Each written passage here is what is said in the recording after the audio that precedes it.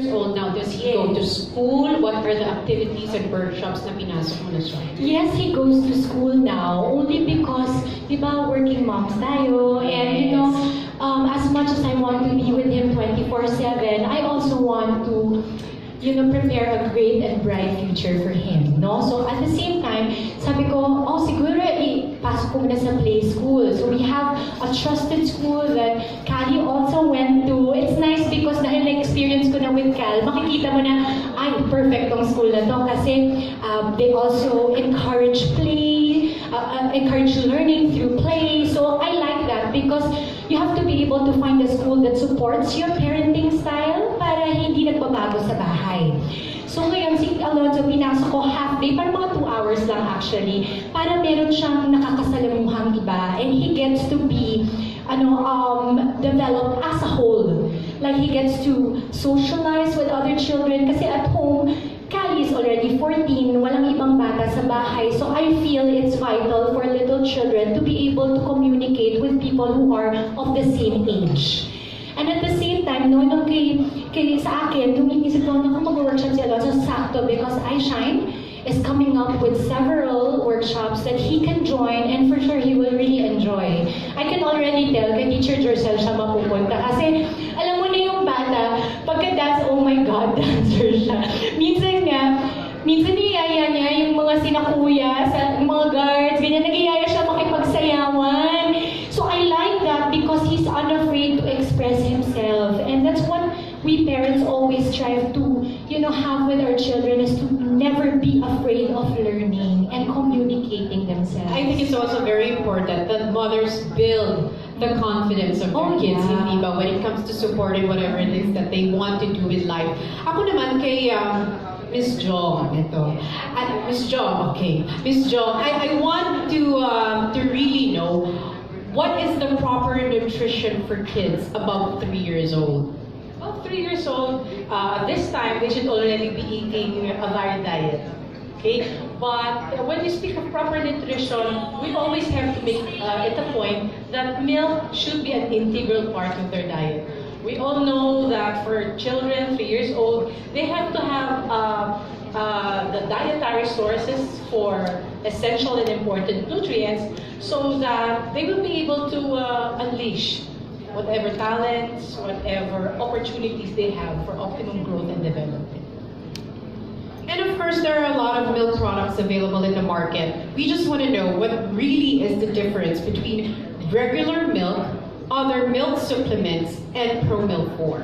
Okay, first of all, I'd like to share with everyone here that Promil has Nutricentials.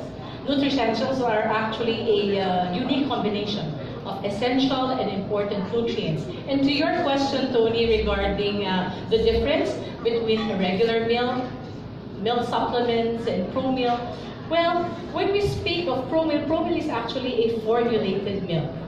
So when we speak of formulated, we are able, I represent Wyatt, so we manufacture Promil 4, which is a formula for 3 years old and above. And when we speak of milk formula, all the important and essential ingredients and nutrients are formulated or are there, or the content based on recommended levels. Compared to, for example, regular milk, wherein the nutrients there are those that are actually naturally in the milk.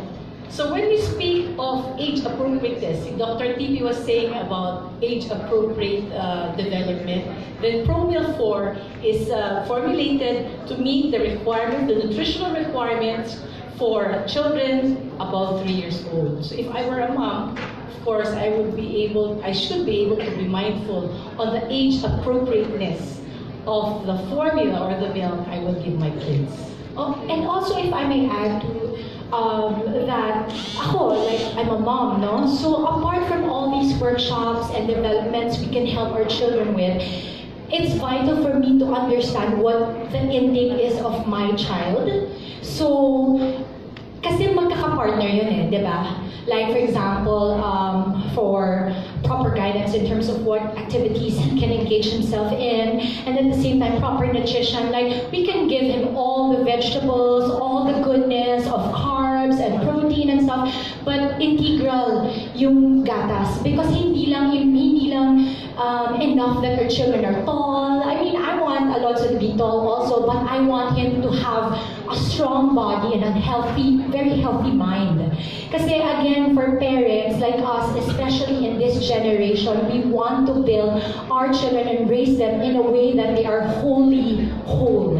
Like they're really individuals and great at physical activities, mental activities. To be well-rounded. Well-rounded. Yes. And regarding the recommendations, we have recommendations. We have the Philippine Dietary Reference Index. This will actually guide the mothers and the fathers, of course, on how much of the food and the variety of food that they should give their children across any age group. So age-appropriate nutrition. Yes, yes. Kay Dr. Ho naman, why is proper stimulation essential?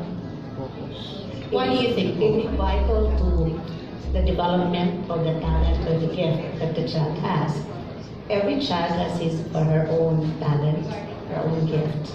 It's up to the mother and the father to identify which is the talent in. And if you take a look at the definition of talent, it's actually an above average aptitude for something which is of human performance. And so you have arts, music, athletics, and so on. And so when there is a child's tendency to favor something, then you try to address that and stimulate that. But again, as what Dr. Levy said, you have to take a look at the prerequisites. For example, if you want your child to be a swimmer and the child does show very, very good skills in swimming, you have to consider a lot of things, like how healthy is the child. Like for a child to develop to be a swimmer, he has to reach a certain height.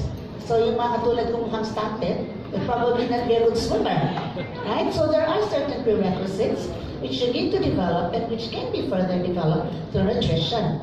Because what there is in every child for talent is what is genetic, like what was he born with. Sometimes parents say, wala sa aming pamilya yan, but meron dito. Probably you don't know that there's somewhere in the family where there is that gene that has been hiding. And so once it's seen, then you develop. So it's really nature and nurture. It's very important for property there so that the child doesn't go away late in the development. And also,